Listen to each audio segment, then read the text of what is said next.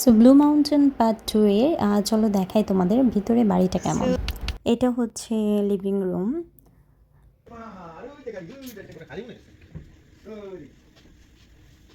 এটা হচ্ছে dining area, খাবারের জায়গা।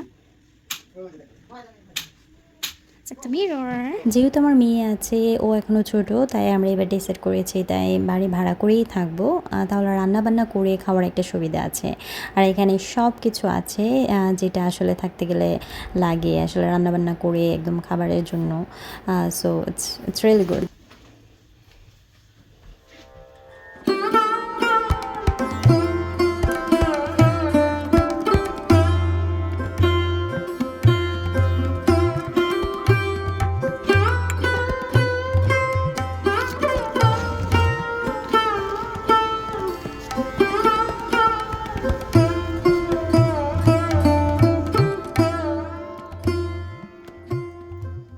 তো যেহেতু আমাদের টরন্টো থেকে ব্লু মাউন্টেনে আসতে অলমোস্ট 2.5 ঘন্টার মতো লেগেছিল, যেহেতু আমরা একটা ব্রেক নিয়েছিলাম মাঝে। তো এখন তাই কফি বানিয়ে নিচ্ছি সবার জন্য, কফি খাবো। তো আমরা বাসা থেকে হচ্ছে চপ ম্যারিনেট করে নিয়ে এসেছিলাম। তো এখন আমার হাজব্যান্ড বারবিকিউ করছে বাইরে।